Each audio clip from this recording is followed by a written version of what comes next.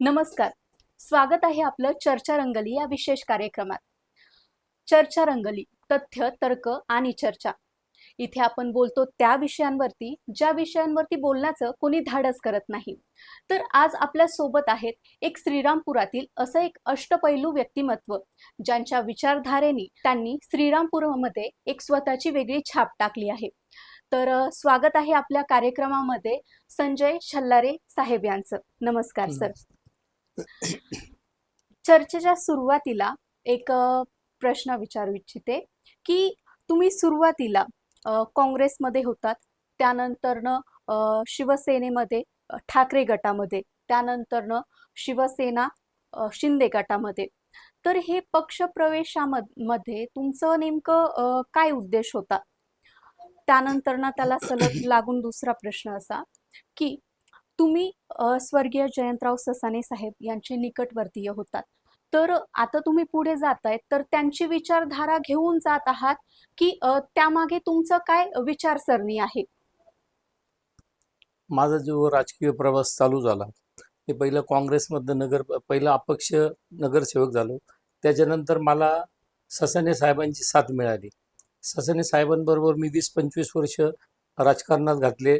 त्या राजकारणामध्ये श्रीरामपूरची विचारधारा कशी असावी हा विचार स्वर्गीय जयंतराव ससाणे साहेबांचा होता. त्यामुळं मी त्या विचाराच्या अधीन राहून किंवा त्या विचाराच्या मानसिकता माझी तयार झाली आणि मी त्या प्रभावाखाली काम करत गेलो. आता आपण जे विचारलं का तुम्ही 25 वर्ष काँग्रेसमध्ये होता, मग तुम्ही उद्धव सेनेत गेला, मग तुम्ही शिंदे गटात गेला, तर ही जी सिक्वेन्स आपण जी विचारली ती एकदम योग्य आहे. 25 वर्ष जयंतराव ससाणे ज्यावेळेस अस्तित्व म्हणजे होते, तर त्यावेळेस कामाची पद्धत जयंतरावांची जी होती, एक संघटना बांधणी असेल, सर्वसामान्यांचे प्रश्न असतील, प्रत्येक कार्यकर्ता हा कार्यकर्ता नसून माझा मित्र आहे, ह्या वागणूक ससाणे साहेब जे देत होते, त्यामुळे एक संघटना, एक पक्ष नव्हे ते कुटुंब म्हणून आम्ही त्या पद्धतीने ससाणे साहेबांबरोबर राहिलो. दरम्यानच्या काळामध्ये सरकार बदललं, नगरपालिकेतली सत्ता बदलली आणि माझ्या स्वतःचं ध्येय जे होतं का ज्या गावात आपण जन्म घेतला, कारण मला आज पण मी काय होतो हे सांगायची मला आज पण कमीपणा वाटत नाही. का या श्रीरामपूरने मला खूप काय दिलं. 1991 सालच्या निवडणुकीमध्ये मी अपक्ष निवडून आलो. त्याच्या आधी माझी जिजामाता चौक या ठिकाणी 5 स्टॉल होतं. या 5 स्टॉलमध्ये त्या दरम्यानच्या काळात टायफॉईडची साथ आली. मी काम केलं, मला लोकांनी अपक्ष निवडून दिलं. त्या काळामध्ये सरकार काँग्रेसचं होतं. ससाणे साहेब निधी आणण्यामध्ये ससाणे साहेबांचा हात म्हणजे कुणी धरू शकत नव्हतं.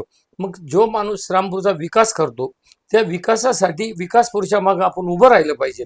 ह्या हेतूने आम्ही अपक्ष असून सुद्धा स्वर्गीय खासदार गोविंदराव अधिक साहेब आणि ससाणे साहेब एकत्र होते. त्यावेळेस आम्ही अपक्ष लोकांनी 10 लोकांनी प्रवेश केला.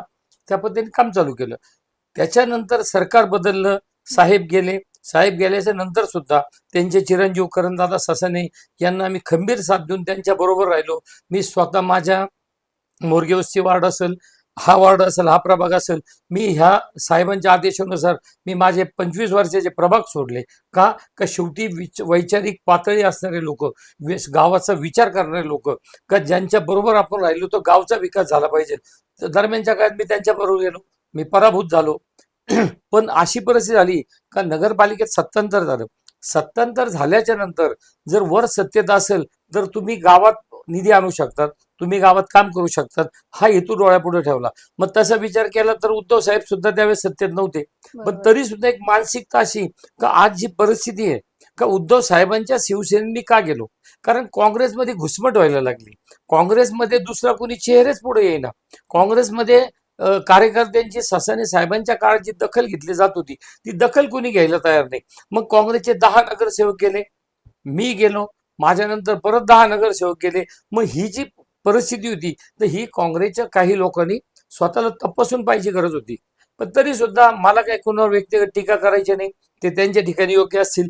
मला स्वतःला वाटलं का मी पहिल्यापासून गेले 40 वर्ष जिजामात तरुण मंडळाच्या माध्यमातून शारदा उत्सव, नवरात्रोत्सव हे साजरे करतो, थोडंफार हिंदुत्वाचं काम करतो. मला उद्धव साहेबांबद्दल एक अटॅचमेंट होती का ज्या माणसावर अन्याय झाला, मी फार छोटा आहे पण ज्या माणसावर अन्याय झाला त्याला आपण साथ दिली पाहिजे. त्या हिशोबाने मी शिवसेनेत प्रवेश केला. त्याच्यानंतर ठाकरे गटातून तुम्ही शिंदे गटामध्ये प्रवेश केला, तर मग या पाठीमागे तुमचं काही राजकारणी गणित होतं? बरोबर आहे ना. ठाकरे गटात ज्यावेळेस गेलो तर मला असं वाटलं होतं का या ठिकाणी आमदार यांच्या बरोबर आहे, या ठिकाणी निधी येईल, हे काम करतील. पण जे जे आमदार निवडून आले, आम्ही आणले, ते आमदार त्यांच्या विचारसरणीनुसार ते बाजूला गेले. मी विचार केला आता ठाकरे साहेबांबरोबर आपण राहिलो. नंतरच्या काळात निवडणूक झाली. निवडणूक झाल्याच्या नंतर पुन्हा एकदा शिंदे साहेबांचेच नगरसेवक आले, सरकार त्यांचं आलं. मग श्रामपूरमध्ये जर काम करायचं, जर वर सरकार नसेल, कारण शेवटी एक समीकरण आहे, ज्याचं वरती सरकार त्याच्या खाली नगरपालिका ताब्यात असली तर गावचा विकास होतो, गावात निधी येतो, लोकांचे प्रश्न सोडवले जातात.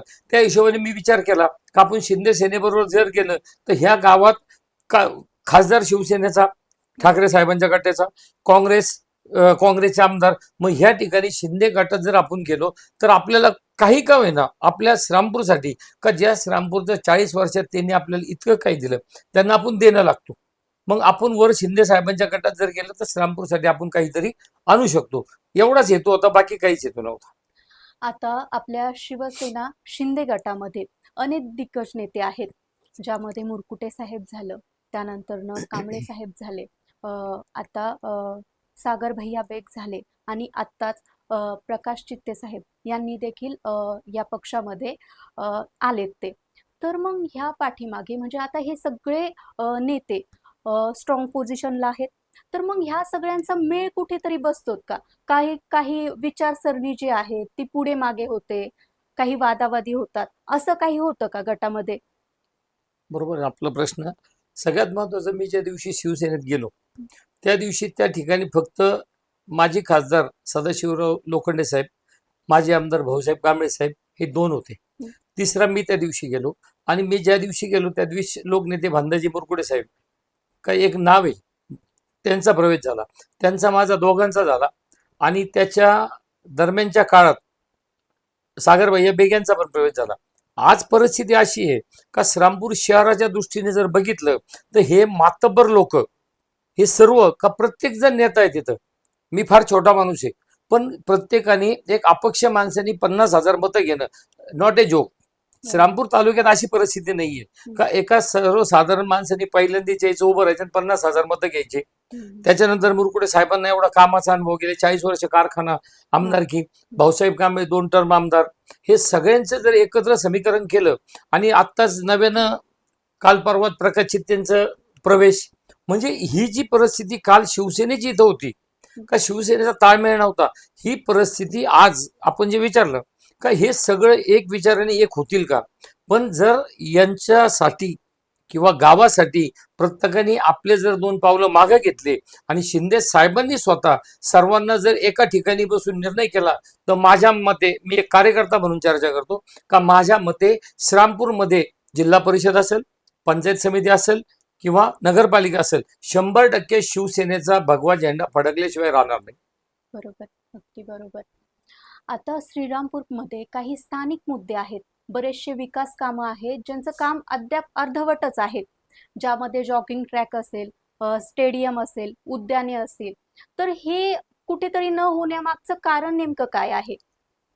सगळ्यात महत्वाचं असं आहे का ज्या दिवशी सत्तांतर झालं, आज मी एका वेगळ्या पक्षात आहे, मला काँग्रेस पण तेवढंच आहे, मला राष्ट्रवादी पण तेवढंच आहे, मग ते जे त्याचे नेते असतील ते. पण मी एक श्रामपूरकर हा जर मी विचार करत असेल तर माझ्या स्वतःचं म्हणणं असं आहे का ज्या लोकांनी, आदरणीय माजी नगराध्यक्ष टेकवडे साहेबांचे स्वप्न होते, माजी खासदार मंत्री महोदय माझे कैलासवासी गोविंदराव अधिकारी साहेबांचे श्रामपूरचे स्वप्न होते, त्यानंतर जयंतराव ससाणे साहेबांचे स्वप्न होते, ज्या उपाध्यांनी गाव सुरुवात केली प्रथम नगराध्यक्ष, त्यांचे त्या काळातले स्वप्न होते. हे सर्व स्वप्न साकार करण्याचं काम आजच्या पिढीने करण्याची राज्यकर्त्यांनी गरज होती. पण माझा या निमित्ताने मी कुणावर आरोप करत नाही, पण मी एक श्रामपूरकर म्हणून मला खेद वाटतो का जे कामं त्या लोकांनी सुरुवात केली ते कामं पूर्ण व्हायला पाहिजे होते, पण काय कोणास ठाऊक, पण एवढ्या 8-10 वर्षामध्ये श्रामपूरचं राजकारणाची दिशा बदलली. श्रामपूरचं राजकारण असं होतं, निवडणूक संपली 5 नंतर कोण विरोधक आणि कोण आपले, फक्त आपण गावचे म्हणून एक व्हायचो. आज परिस्थिती अशी आहे का वर्ष 2-2 वर्ष सुद्धा ते राज्यकर्ते लोक, मी जाहीर सांगतो, राज्यकर्ते लोक डोक्यात खटका ठेवतात, हा विरोधक तो आपला. माझ्या स्वतःचं म्हणणं असं आहे, पहिलं श्रामपूर माझं, मी श्रामपूरचा, माझ्या हातात सत्ता आहे, मी श्रामपूरचा विकास केला पाहिजे. तो आपण जो प्रश्न मांडला का जयंत सासानीने एक विजन होतं का मला ट्रॅक बनवायचा, माझ्या गावातले ज्येष्ठ नागरिक त्या ठिकाणी फिरले पाहिजेत, संध्याकाळी आले पाहिजेत, त्यांनी स्पीकर सेट बसव, हे कर ते कर, सर्व इतकं सुशोभीकरण केलं. आणि आज तो ट्रॅक ह्या 5-7 वर्षात तो जतन सुद्धा कोणाला करता आला नाही. ससाने साहेबांचं स्वप्न होतं प्रत्येक माणूस म्हणायचा बाहेरचा आला, बिनवेशीचं गाव आहे काय श्रामपूरला, त्यांनी वेश बांधण्याचा संकल्प डोक्यात घेतला. ती तो वेस संक देखील अद्याप अर्धवटच हो, राहिलेली आहे, मग माझं पूर्ण तेच झालेली म्हणणं नाही. का जे आपल्या लोकांनी ह्या श्रामपूरच्या म्हणतो, मी कुणाच्या वारसाला नाव ठेवत नाही, मी श्रामपूरला राज्य करताना सांगतो का ज्या राज्यकर्ते उराशी एक स्वप्न बाळगलं का माझं श्रामपूर असं पाहिजे, ते श्रामपूर आपण त्यांचं स्वप्न अर्धवट राहिलं, ते आपण पूर्ण करू शकले नाही, ही मला आज पण खंत आहे. का का ससाने साहेबांना वाटलं होतं एक गावात वेस पाहिजे, बिगर वेशीचं गाव, सर्व जन एक जुने लोक जे म्हणे बिगर वेशीचं गाव, पण ह्या गावाला वेस पाहिजे, म्हणून ससाने साहेबांनी ते प्रयत्न केला. त्याच्यानंतर 8-10 वर्ष होऊन गेले असतील, सत्तांतर झालं, सगळं झालं, आज पण तो प्रश्न तसाच आहे. मग कुठलाच पुढाऱ्यांनी 2 पावलं पुढे घेतले नाही. उद्या ससाने साहेबांनी कधी राजकारण केलं असेल, अधिक साहेबांचे ते चेले म्हणून वागले, त्याच्यानंतर काही गोष्टी निमित्त त्यांचा दुरावा झाला, पण त्यावेळेस सुद्धा आम्ही सत्तेत होतो, आम्ही खासदार गोविंदराव अधिक सभागृह, त्या सभागृहाला नाव दिलं का जुने ज्या लोकांनी गावचं काहीतरी देणं लागतं त्यांचं नाव जिवंत राहिलं पाहिजे. माजी उपमुख्यमंत्री रामराव अधिक साहेबांचा पुतळा बसवला, ससाने साहेब होते त्यावेळेस. म्हणजे जी व्हिजन त्यांना होतं, एक संघ सगळा समाज ठेवायचा, एक संघ सगळ्यांनी राहिलं पाहिजे, ह्या गावात ज्या लोकांचं काहीतरी देणं लागतं ते आपण पूर्ण केलं पाहिजे. वसंतराव देशमुख साहेबांच्या नावाने, आदरणीय माजी मंत्री अण्णासाहेब शिंदेच्या नावाने या ठिकाणी व्याख्यानमाला चालू केल्या, हे सर्व दरम्यानच्या काळात लोप पावलं. आज आम्हाला वाईट वाटतं का ज्या गोष्टी आम्ही चालू केल्या होत्या, ज्या गोष्टी आमच्या हातून अर्धवट राहिल्या होत्या, कैलासवासी टेकवडे साहेबांनी इथं नेहरू उद्यान म्हणून एकदम चांगलं केलं होतं. त्या काळी म्युझिक लाईट सिस्टीम, त्या काळी का जेव्हा काहीच नव्हतं माहिती, आज फास्ट जग झालं, आज डेव्हलप झालं, पण त्या काळी त्यांनी ते चालू केलं होतं, ते सुद्धा आजच्या पिढीला जतन करता आलं नाही. आता स्टेडियमचा विषय तो अर्धवट पडला. प्रत्येक कुठलाही विषय, श्रामपूर नगरपालिकेचं मंगल कार्यालय, आज आपण बघत असाल एखादं कार्यालय घ्यायची वेळ आली, लाख लाख रुपये लागतात. सर्वसामान्याच्या गोरगरिबांनी लग्न लावायचे कुठं, मग मंदिर घ्या, कुठं तरी जैन स्थानक घ्या, अशा ठिकाणी लग्न लावा. पण प्रियदर्शिनी इंदिरा गांधी मंगल कार्यालय जे डोळ्यापुढं उद्देश ठेवला होता, टेकवडे शेट्टी असतील का एक मंगल कार्यालय पाहिजे, गोरगरिबांचे त्या ठिकाणी लग्न होतील, आज त्या मंगल कार्याची परिस्थिती काय, आज तिथं उंदरं खेळतात अशी परिस्थिती आहे. ह्या सगळ्या ज्या गोष्टी आहे, मग आपण बोललो जॉगिंग ट्रॅक असेल, एक पाण्याचा विषय, श्रामपूर शहर हे एकेकाळी एक रिटायरमेंट लोकांसाठी असलेली शांत सिटी, असं जिचा नामोल्लेख महाराष्ट्रात व्हायचा. आणि बारामती नंतर पाण्याची जी पाणी संदर्भ जो विषय, तलाव असेल, स्विमिंग टँक किंवा पाणी पुरवठा योजना असेल, बारामती नंतर आम्ही अभिमानाने सांगायचो का श्रामपुरात पाणी योजना आहे. आज त्याची काय परिस्थिती? पाणी प्रश्नावरती की बरेचसे पिण्याच्या पाण्याच्या टाक्या ज्या आहेत, पाईपलाईन ज्या आहेत, त्याच्यावरती घरे बांधली गेली आहेत. तर मग या पाठीमागं नेमका आता काय उद्देश राहिलाय? आता असं आहे का शेवटी नगरपालिका कोण चालवतं? नगरपालिका आज प्रशासन चालवतं, प्रशासक चालवतात. पण ज्या दरम्यानच्या काळात ज्या ज्या वेळेस, मग त्याच्यात मी सुद्धा काय नाही असं म्हणू शकत नाही, मी पण नगरसेवक असेल, पण श्रामपूर शहरामध्ये अतिक्रमण ह्या विषयाकडे कधी कोणी लक्ष दिलं नाही का? त्याच्या मागं प्रत्येक राज्यकर्त्याचा स्वार्थ असेल असं मला वाटतं. उद्या माझ्या वार्डामध्ये एक विशिष्ट समाज येऊन बसला, एक चांगलं गार्डन होतं, आज तिथली परिस्थिती आपल्या डोळ्यापुढे आहे, बाजारतळाची परिस्थिती आपल्या डोळ्यापुढे आहे. मग हे मताचं राजकारण जे राज्यकर्ते करत गेले, मग त्यात कुणीच नसू शकत नाही असं मी म्हणत नाही. ज्यांनी हे डोळ्यापुढे ठेवलं, मग निदान माझं स्वतःचं म्हणणं असं होतं, ठीक आहे, गोरगरिबांच्या 2 ठिकाणी घर बांधले असेल किंवा एखादं दुकान टाकलं असेल, मी त्याचं समर्थन करेल, मी त्याला विरोध नाही करणार. पण ज्या 90,000 लोकसंख्येच्या गावाची पाणी पुरवठा योजना का ज्याच्यावर पूर्ण गाव डिपेंड आहे, ज्या प्रत्येक लहान बाळापासून तर वयस्कर माणसापर्यंत त्या पाईपलाईननी ते पाणी त्यांच्या घरात जातं, शुद्ध केलेलं पाणी त्यांच्या घरात जातं, आणि त्या पाईपलाईनहून अतिक्रमण होऊन त्या ठिकाणी काही लोक घरं बांधून त्याचे टॉयलेट जर त्याच्यावर करत असेल आणि त्याचं आउटलेट त्याच्यात सोडत असेल तर याच्यासारखं श्रीरामपूरकरांच्या दृष्टीने दुर्दैवाची बाब नाही. त्यानंतरनं आता छत्रपती शिवाजी महाराज चौक ते बस स्टँडचा रस्ता अतिशय दुर्दैवी अवस्था त्या ठिकाणची बरोबर. झालेली आहे. त्यानंतरनं तिथे गर्दी होते. तर ह्याच्याकडे वारंवार हे मुद्दे उचलले जातात, पण याच्यावरती कोणीच ऍक्शन घेत नाही. असं का?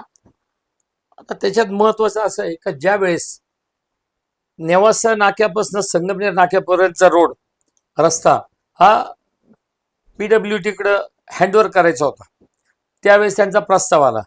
पण त्यावेळेची अडचण अशी होती का श्रीरामपूरमधीलच लोक, शेवटी ते कुणाचे ना कुणाचे असतील किंवा श्रीरामपूरकर असतील, त्या बहुतांश लोकांच्या दुकानदाऱ्या ह्या त्या रोडवर अतिक्रमित होत्या आणि ते पोट भरत होते.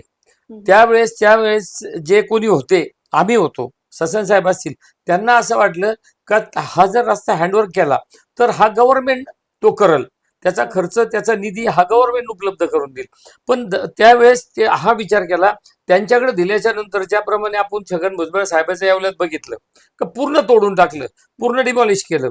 कारण मग ते सरकार येतं.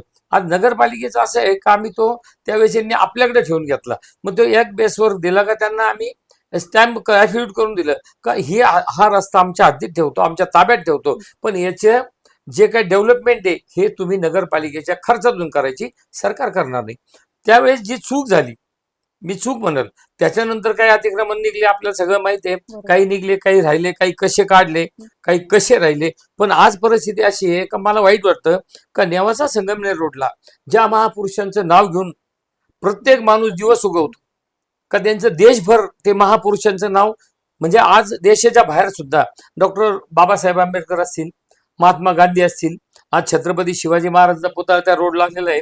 हे सर्व असताना का त्या ठिकाणी जायला यायला रस्ता सुद्धा त्या महापुरुषांच्या डोळ्यासमोरचा रस्ता हा व्यवस्थित नाही, त्याला करायला लागणारा निधीचे तो नगरपालिका आज एवढा खर्च करू शकत नाही. शासन का देत नाही का तो तुमच्या ताब्यात आहे. नगरपालिकेने आतापर्यंत निधी उपलब्ध करण्याचा प्रयत्न केलाय की नाही केलाय त्याच्यासाठी? कारण की बरेच वर्षापासून आपण बघतोय त्या रस्त्याची दुर्दशा होती, खूप अतिशय वाईट परिस्थिती आहे त्या रस्त्याची.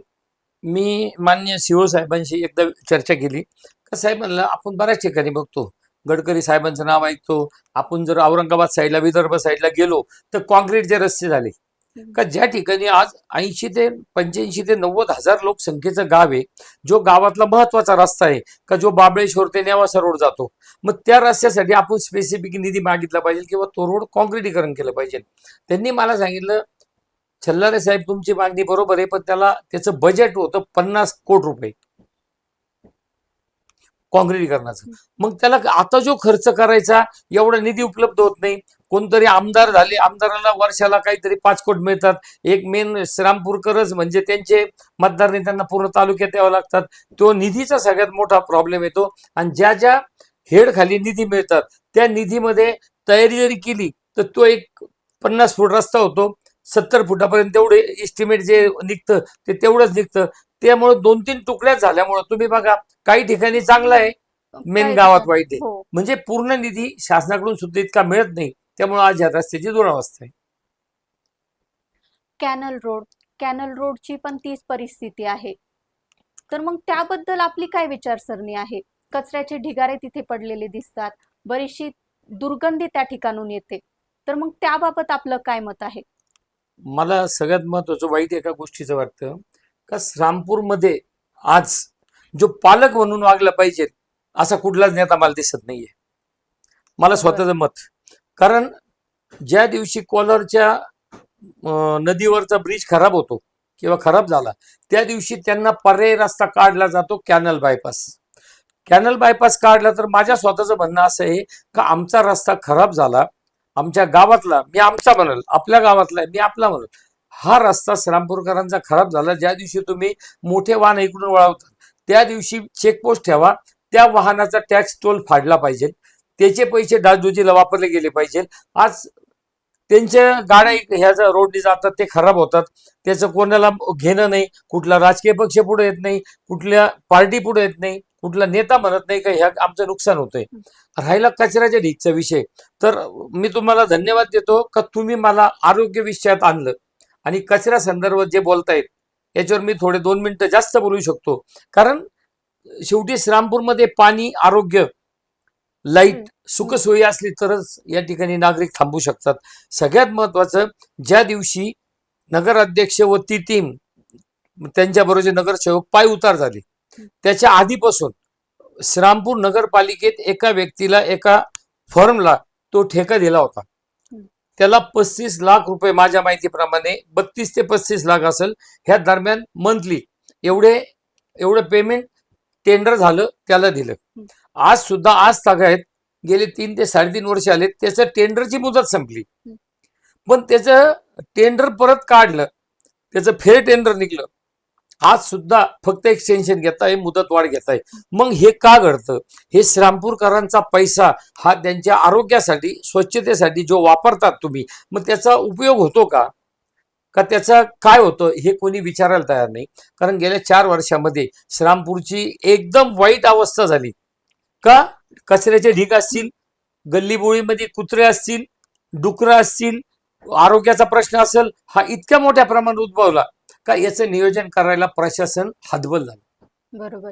आणि त्यामुळे लोकांचा खूप रोष आहे प्रशासनावरती. प्रशासन असेल, स्थानिक प्रतिनिधी असेल, यांच्यावर देखील जनतेचा खूप रोष आहे. तर हे कुठेतरी दबावाखाली आहे का, असं वाटतं का तुम्हाला, की आपलं स्थानिक प्रशासन कोणाच्या दबावाखाली कार्य करतंय का? नाही, असं आहे का स्थानिक प्रशासन जे आज आहे, माझं म्हणणं असं असतं की जो एक प्रशासक म्हणून आला, कारण ह्या महाराष्ट्राला छत्रपती शिवाजी महाराजांचा वारसा आहे. एक राजा कसा असावा आणि प्रजेसाठी त्यांनी काय केलं पाहिजे, अशा महाराष्ट्रात अहिल्यानगर जिल्ह्यात श्रीरामाच्या पावनभूमीने पुनीत झाले किंवा पावन झालेल्या श्रीरामपूरमध्ये जो प्रशासन म्हणून काम करतो त्याने हा विचार केला पाहिजे.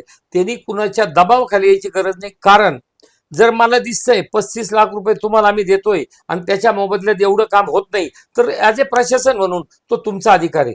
जर त्यांना कोणी सांगितलं त्यांना बोलू नका, त्यांना बोलायचं कधी नाही का त्यांना पैसे तुम्ही देत नसेल तर बोलू नका. पण आज तुम्ही त्यांना जनतेचे पैसे देतायत, मग त्यांचं ते काम आहे. आज असं झालं का जे प्रशासक म्हणून या ठिकाणी कार्यान्वित आहे यांना श्रीरामपूरची जी परिस्थिती आहे ही माहीतच नाही. हे कॅबिनच्या बाहेर जातच नाही. मग त्याच्यात कोणी असेल, मला काही कुणाच्या म्हणजे पुढं करणं किंवा कुठल्या अधिकाऱ्याला घाबरणं, कारण मी जनतेसाठी बोलतोय. मग आज प्रशासक म्हणून या ठिकाणी जे लोक काम करतात, मुख्य अधिकाऱ्यांचं काम आहे का तुम्ही मेन रोडला चक्कर मारली पाहिजे, तुम्ही शिवाजी रोड बघितला पाहिजे, तुम्ही 7 वाड्यात गेलं पाहिजे, तुम्ही 2 वाड्यात गेलं पाहिजे, कोण मुकादम आहे, कोण ठेकेदार आहे, का कचरा साचला, तुम्ही एक चक्कर मारली पाहिजे. तुम्ही गाडी द्यायचं म्युन्सिपाल्टीच्या गेटमधून ऑफिसमध्ये बसायचं आणि संध्याकाळी घरी जायचं, अशाने होऊ शकत नाही. मग यालाच प्रशासक राज्य म्हणतात. या प्रशासक राज्य जे गेलं याचे परिणाम आमच्या काही नगरसेवकांना सुद्धा भोगावे लागणार. का आज नगरसेवक म्हणून लोकांनी कुणाला काम सांगायचं, जो जनतेत राहणार तो निवडून येणार. बरोबर. आणि श्रीरामपूर नगर जिल्ह्यामध्ये आता उदाहरण आहे का, पहिलं मध्यंतरीच्या काळात थोडं चालायचं का पैशाशिवाय राजकारण नव्हतं, पण आज जो जनतेसाठी काम करल तो 100% जनता त्याला डोळे झाकून आपली सेवा करण्याची संधी देणार. बरोबर. आता तुमचं काय विजन आहे? सध्या स्थानिक स्वराज्य निवडणुका जवळ आल्या आहेत, तर तुम्ही पण तयारी करत आहात नगरसेवक म्हणून. तर तुमचं काय विजन आहे? श्रीरामपूरसाठी तुम्ही काय करणार आहात आणि आपल्या प्रभागासाठी तुमची काही विशिष्ट रचना आहे का? सगळ्यात महत्वाचं असं आहे की श्रीरामपूर नगरपालिकेची निवडणूक तोंडावर आली. आज जर बघितलं तर म्हणजे मी पण 25-30 वर्ष काढले, मला पण हसू येतं काही गोष्टीचं का जे व्हिजनवाले लोक होते का काय पाहिजे आपल्याला, ते व्हिजनवाले लोकांचा अंत झाला. आज फक्त फ्लॅक्स बोर्ड, नगरसेवक फिक्स, हा माझा वार्ड, तो माझा वार्ड. मी पण त्याला म्हणजे अपवादी असं काही नाही, मी पण असू शकतो. पण ह्या ज्या गोष्टी आहे, तर माझ्या स्वतःची अशी धारणा आहे का ज्या 25 वर्षांनी ज्या नेत्यांबरोबर काम केलं, आदरणीय गोविंदराव अधिक साहेबांबरोबर काम केलं, ससाणे साहेबांबरोबर काम केलं, टेकवडे साहेबांचं काम बघितलं, स्वर्गवासी मधुकरराव देशमुखांचं काम बघितलं, अनिल कांबळेंचं काम बघितलं, का ज्या लोकांनी श्रीरामपूरसाठी मग कोणी रामराय फेस्टिवल चालू केला, हं. ससन साहेबांनी जे काही करतील ते केलं, टेकोडशी ह्या लोकांनी जे केलं, मग याच्यातलं राहिलेलं, कारण त्यावेळेस असं होतं का 25,000 माझ्या स्वतःचा वाढ त्यावेळेस 800 मताचा होता, आज तो झाला 5,000 मताचा. ह्या पद्धतीने ही वाटचाल करणे मला स्वतःला असं वाटतं का आज श्रीरामपूर शहरात एक दोन मुद्द्यावरच श्रीरामपूर शहर भरकटतंय. हा बाहेरून आला, तो आतून आला, गावचा पाहिजे, स्वाभिमानी पाहिजे, हे सर्व गोष्टी आहे. पण आज असा कोणी विचार करायला तयार नाही का ज्या श्रीरामपूर MIDC मध्ये ज्या लोकांनी MIDC आणली त्या लोकांचे दूरदृष्टी होती का या ठिकाणचा तरुणाला काम मिळालं पाहिजे, या ठिकाणचा तरुण म्हणजे रोजीरोटी कमवली पाहिजे. आज MIDC ला पाणी नाही, पाण्यासाठी बोललं पाहिजे. तुम्ही पाणी जर आलं तर तिथे MIDCच्या आधी तर उद्या ह्या तरुण पोरांना जे आज कुठं ना कुठं कोपऱ्या कट्ट्यावर चहाच्या अड्ड्यावर फक्त मोबाईल खेळत बसतात यांना काम मिळेल. आज श्रीरामपूरमध्ये दिवस उगवला तर काय घडलेलं असेल हे सांगू शकत नाही, इतकी भीतीजनक परिस्थिती, कारण कुणाचाच कुणाला धाक नाही. तेव्हा MIDCच्या हिशोबाने प्रयत्न केले पाहिजेत. श्रीरामपूर शहरात ज्या गोष्टी पाहिजे का श्रीरामपूरला स्वच्छ हवा, पाणी, दिवाबत्ती आणि स्वच्छता आणि श्रीरामपूरकरांचं आरोग्य याच्यावर प्रायोरिटीने लक्ष दिलं गेलं पाहिजे. आपल्या श्रीरामपूरमध्ये गुंडागिरी, दहशत अतिशय जास्त प्रमाणात एवढ्यात वाढलेली दिसतेय. घरातून बाहेर निघताना पण बऱ्याचशा जणांना 2 वेळेस विचार येतो की घरातून निघावं की नाही निघावं. खुलेआम गोळीबार होत आहेत, त्यानंतर धमक्या दिल्या जात आहेत. तर यावरती तुमचं काय मत आहे की बाबा आता श्रीरामपूर गुंडागिरीकडे जास्त वळलं जाणार आहे, कुठेतरी थांबलं जाईल हे? असं आहे का श्रीरामपूर शहर, मी मागे सांगितलं आपल्याला का श्रीरामपूर शहर हे रिटायरमेंट लोकांचं गाव म्हणून बघितलं जायचं की इथं आलं तर आपण सुखी राहू. आज तुम्ही म्हणता ते एकदम बरोबर आहे. सकाळी मुलगा बाहेर गेला तो संध्याकाळी येईल का नाही येईल हे माहित नाही. श्रीरामपूर शहर हे अशा गोष्टीकडे वाटचाल करतंय का ह्या सर्व गोष्टीला राजकीय आश्रय, हे माझं स्पष्ट म्हणणं आहे. त्याचं कारण असं का आज या ठिकाणी कुणीही, मी कोणाचं नाव घेत नाही, पण कोणीतरी एक खंबीर एक घरात कुटुंब प्रमुख असतो, असा राजकीय कुटुंब प्रमुख श्रीरामपूर याच्यापासून आज वंचित आहे. बरोबर, ही गरज आहे. कारण जे मागच्या काळात पुढारी होऊन गेले त्यांची एक दहशत राहायची. दहशत कशी, ते काय कुणाची गचेन धरत नव्हते, पण राज्यकर्ता म्हणून त्यांची जी दहशत होती आणि राजकारणी लोकांची इनडायरेक्टली दहशत ही सर्व क्षेत्रामध्ये असती. आज डिपार्टमेंट आणि प्रशासक, तसं बघितलं तर श्रीरामपूर पोलीस स्टेशन किंवा श्रीरामपूर मधलं प्रशासक यांची सुद्धा जबाबदारी एका गावात आहे. का घडतं गावात, कुठं काय होतं, उद्या पोलिसांचे सुद्धा राऊंड झाले पाहिजे नव्हते. कधीतरी एखादा कार्यक्रम येतो तुम्ही लॉंग मार्च रोडनी दाखवतात, असं चालत नाही ना. उद्या माझ्यासारख्या रस्त्यावर एखादा गुंडगिरी करतात, त्याला वाटलं पाहिजे नाही राव गावात आहे, पोलीस आहे बरं का, उद्या कधी इथे येऊ शकतात. तेव्हा माझं सुद्धा या निमित्ताने पण असं म्हणणं राहील का जे राज्यकर्ते श्रीरामपुरात आमचं झालं, पण ही पुढची पिढी जी आहे ही जर गुंडगिरी, दादागिरी किंवा 2 नंबर ज्याला आपण म्हणतो ना का कुठल्या व्यवसायाकडे वळाले, 2 नंबर ज्याच्यात कमी श्रमात जास्त पैसे मिळेल, हा युवकांच्या डोक्यात एक सिम्बॉल तयार झाला. मग हा सिम्बॉल खुडण्याचं काम हे राज्यकर्त्याचं आहे. तेव्हा माझं या निमित्ताने, आपल्या चॅनलच्या निमित्ताने सगळ्यांना विनंती राहील का तुम्ही आपल्या पुढच्या पिढीसाठी आपलं बाकी काही योगदान नाही होऊ शकलं तर चालेल, पण हे गाव शांत आणि जसं पहिलं होतं, ही रामाची पावन नगरी होती, ही परत तशी कशी होईल एवढं करण्याचा प्रयत्न केलाच पाहिजे.